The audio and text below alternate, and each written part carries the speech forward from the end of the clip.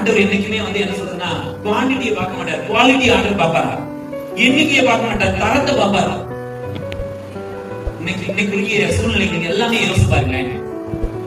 அல்லேலூயா, அல்லேலூயா. உங்களுடைய அற்புதத்துக்கு தாமதமாகிறதுக்கு காரணம் யாருதான்? யாரு? நம்மளா இல்ல வெளியே உள்ளவங்களா? யாரு? நம்ம தான். உடனே ஒண்ணு சொல்றேன், நம்ம வாழ்க்கையில பிரச்சனைகள் அப்படின்னு பார்த்தா ஒரு 3 நபரால வரும்.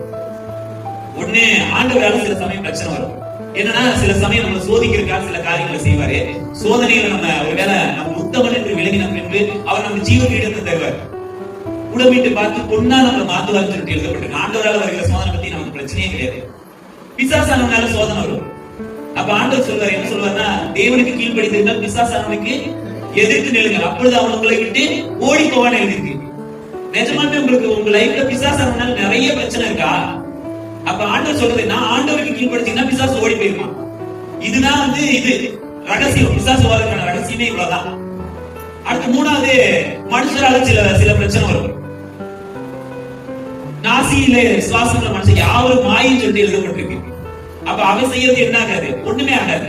இன்னொரு பக்கம் எழுதிருக்கு, உன் பலிகள் கர்த்தருக்கு பிரியமா இருந்தால் சத்துருக்களும் சமாதானம் ஆகும்படி ஆண்டவர் செய்வார். இந்த 3 பிரச்சனை ஓகே. இந்த 3 பிரச்சனையும் ஆண்டவரால் முடிச்சு வைக்கிறீங்க. 4வது ஒரு பிரச்சனை, நம்மளே இடம் பிடிப்போம்னா கேட்டுப்போம். ஒருவேளை குமாரனுக்கு முன்னாடி செய்தி கொடுக்க சொன்னாங்க எந்தெந்த காரியங்கள் செய்யக்கூடாதுன்னு இருக்கு. ஒருவேளை இந்த வாக்குத்தத்தை நிறைவேறதுக்கு எந்தெந்த காரியத்தை செய்யணும் நான் சொல்றேன். டெய்லி உங்க வாழ்க்கையில பைபிள் வாசிக்க, டெய்லி உங்க வாழ்க்கையில ஜெபம் பண்ணுங்க. அல்லேலூயா. உங்களுடைய அற்புதங்களுக்கு இதுவே போதுமானதுங்க. உங்களுடைய அற்புதங்களுக்கு இதுவே போதுமானது. இதுக்கு மேல நம்ம போய் வேற எதுவும் செய்யறதுக்கெல்லாம் தேவையில்லை. இந்த 2 நீங்க கரெக்டா பண்ண முடியுதா? சொல்லுங்க, பண்ண முடியுதா? டெய்லி பண்ண முடியாது. ஏன்னா நீங்க அற்புதத்தை வாங்கிடுவீங்கல்ல. இந்த 2ஐயும் நீங்க சரியா செஞ்சு பாருங்க. தொடர்ந்து நீங்க செஞ்சு பாருங்க.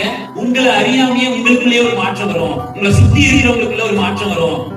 நிறைய நேரம் சொல்லுங்க, என் மகன் நான் சொல்றதையே கேட்க மாட்டேங்கிறா.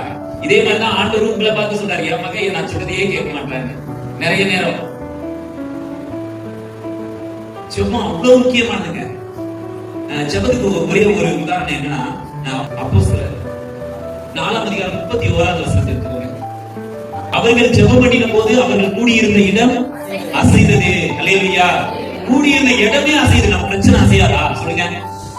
சும்மா லிட்டரலா நம்ம இப்படி ஜெபம் பண்ணும்போது எல்லாம் சுத்தி இருக்கிற இடம் அசையுதா? அப்ப நம்ம பிரச்சனை அசையுமா அசையாதா? விட்டு ஓடி போயிருங்க ஜெபம் பண்ணும்போது. ஜெபத்துக்குரிய வல்லமையே இதுதான்.